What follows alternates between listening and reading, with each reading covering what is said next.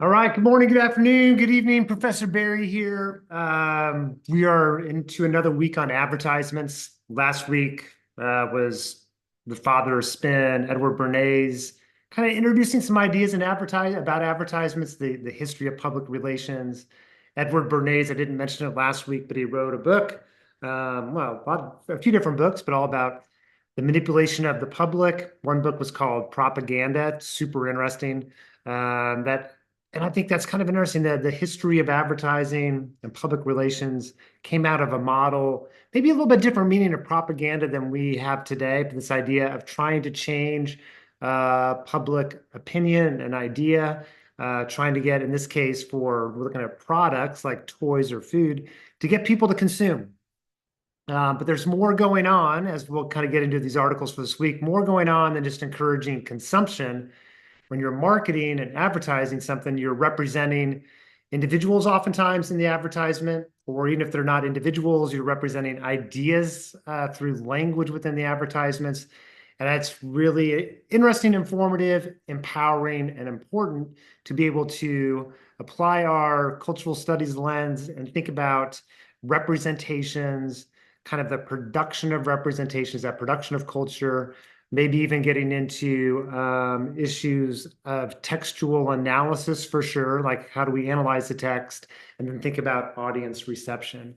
So it's a pretty short video, pretty short lecture, just going to give some background and context, some concepts and ideas that are really important to be exposed to and to be grounded in before jumping into the articles for this week. So two different themes. First one, some terminology related to gender, so that if we have this terminology and we go and we're looking at these advertisements, we have an awareness of looking at like what is gender, how do we see gender in the world around us, and then how do we sort of recognize the way gender gets played out in advertisements. So thinking about sex is biologically kind of things that are aspects of who we are that are biologically grounded or rooted in biology. So sex characteristics, reproduction or reproduction systems. Like that's a sex characteristics. It's biological. Gender is all the cultural connections that we make about expectations for being male and female. That's all gender. And the reason, one reason for making that distinction is one is to make sure that we're clear what is actually biological and what is actually social, cultural conditioning, influence, beliefs, values, ideals, etc.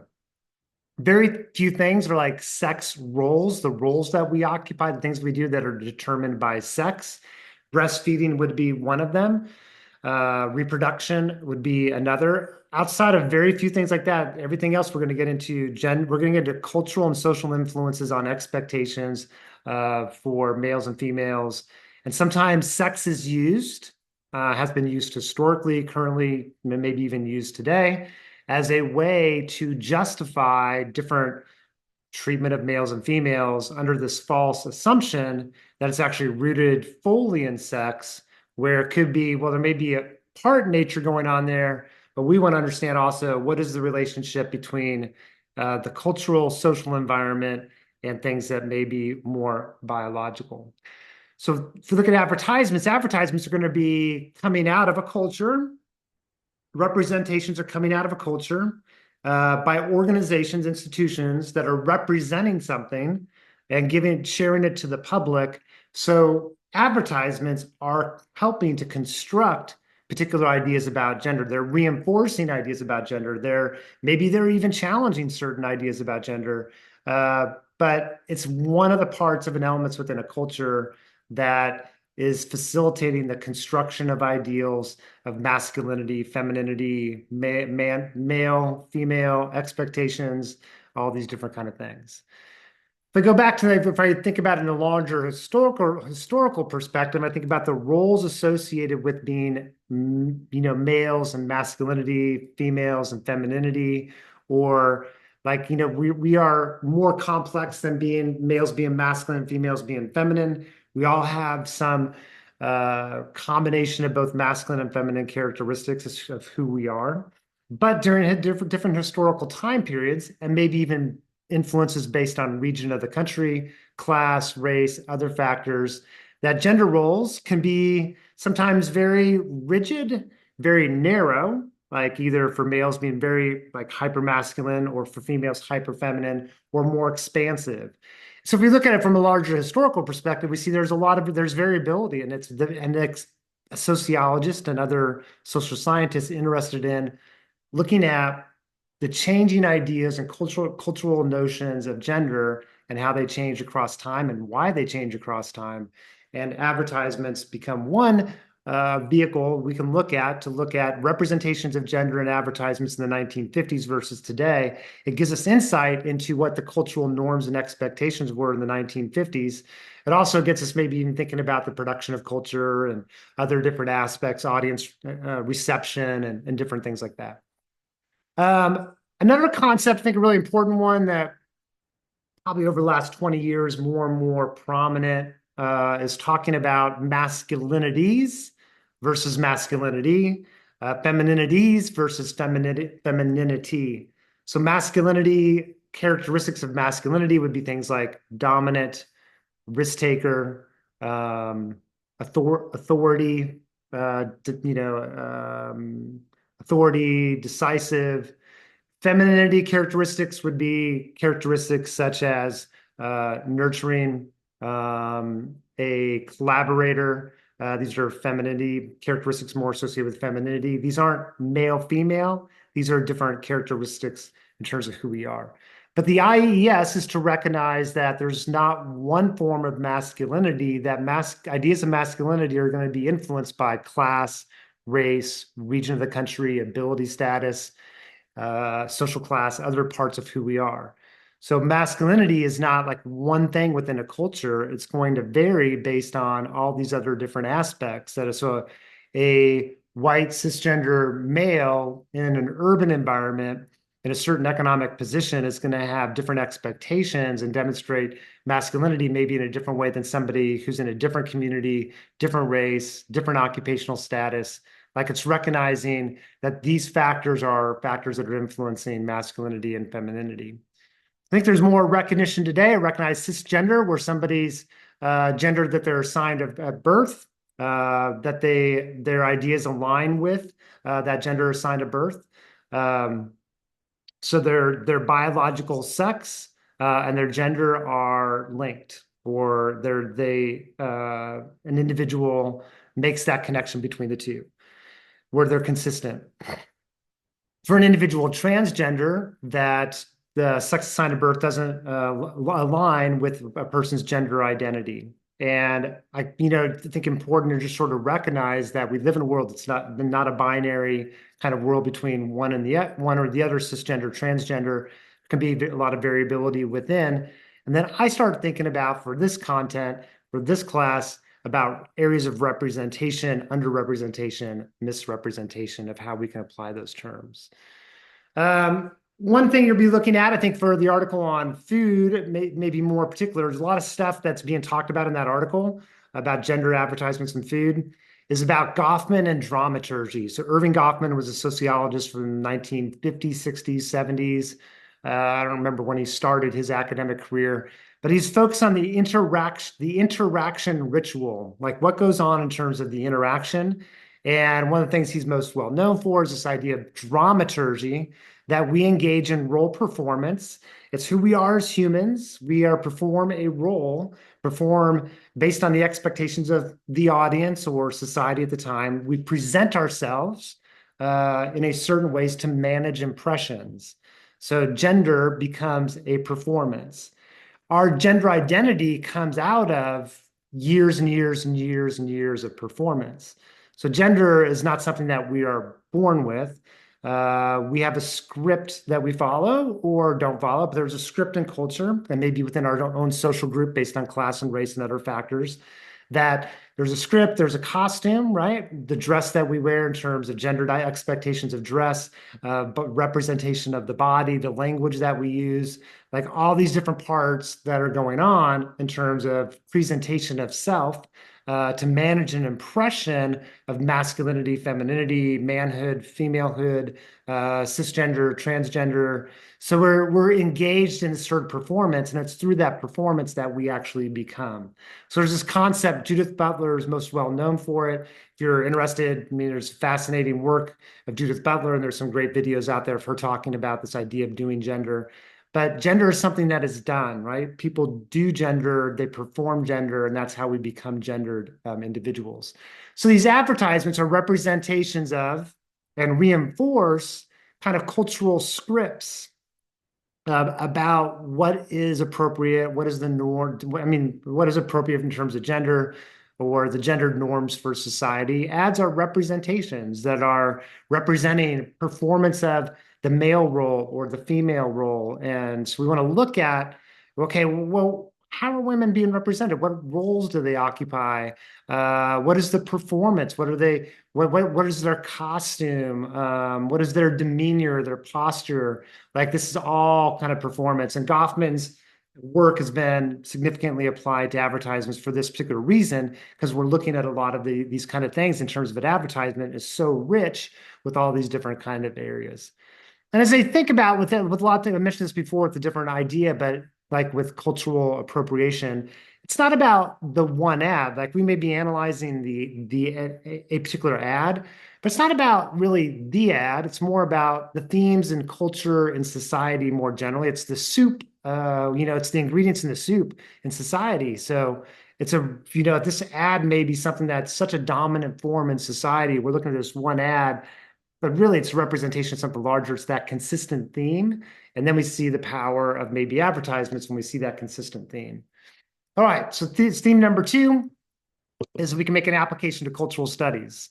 So cultural studies, remember, like think about production of culture, management structure, the demographics, age, race, class of individuals who are producing culture, working in these institutions, who's working in the marketing, advertising department, what is their race, class, gender, sexual orientation? Does that matter? How does that matter? Might that matter when working in that organization? What about technologies and the role of technologies? Like these are all production of culture stuff.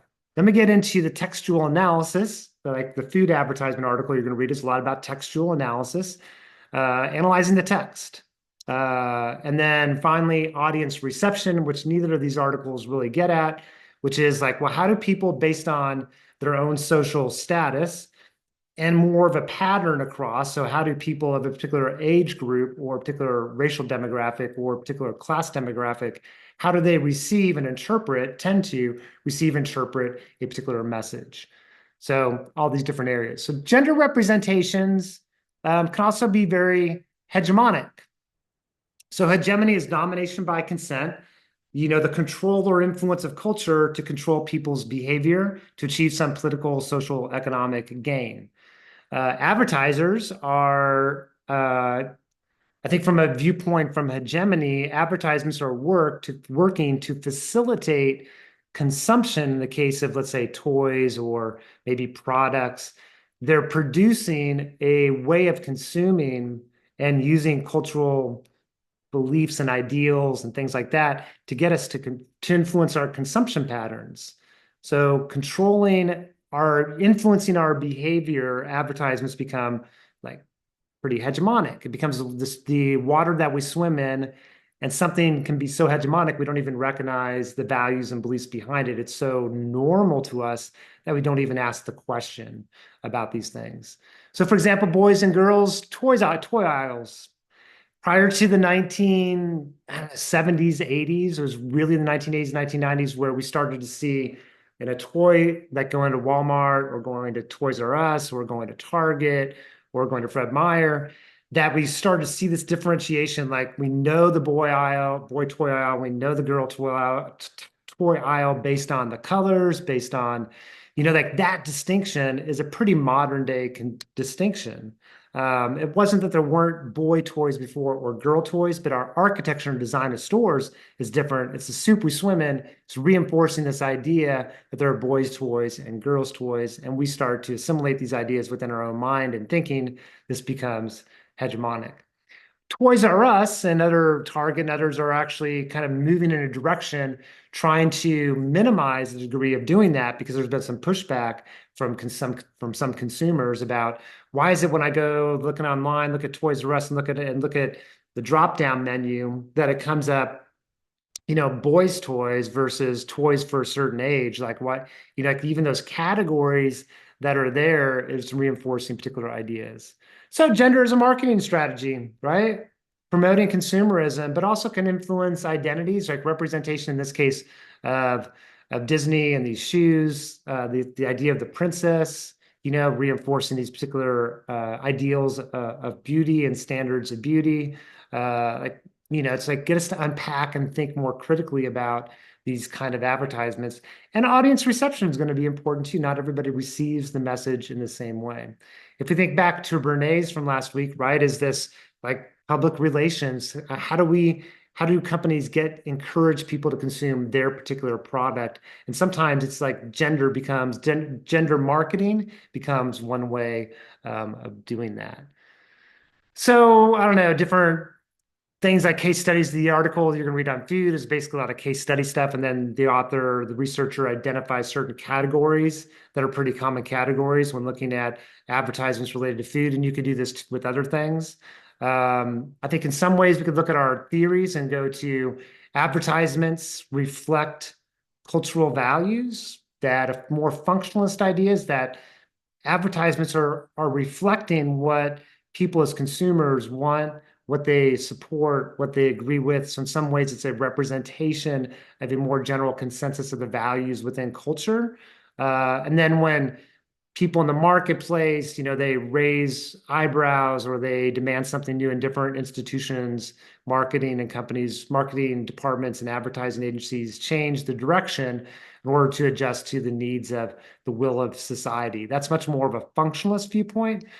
More of a conflict theory viewpoint is that advertisements are coming out of a system of inequality and they're reinforcing inequality, and or they may be used to promote interest, such as selling a product, creating a need, creating dissatisfaction among people within a public or within the population in order to sell a product.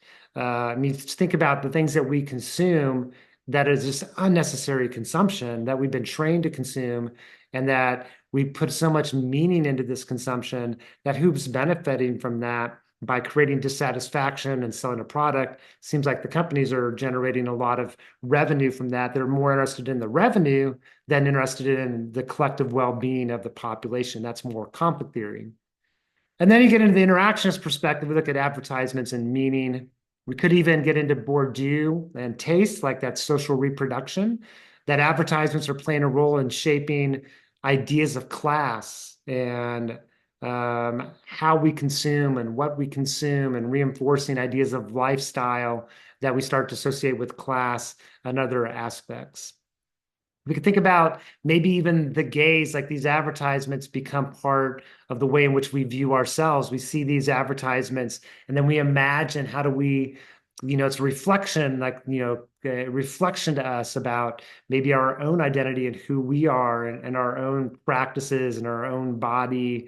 So it becomes a sort of part of this sort of gaze that can become really powerful. So next, some applications we can make there. We can think about misrepresentations, representations, underrepresentations. Here's two ads.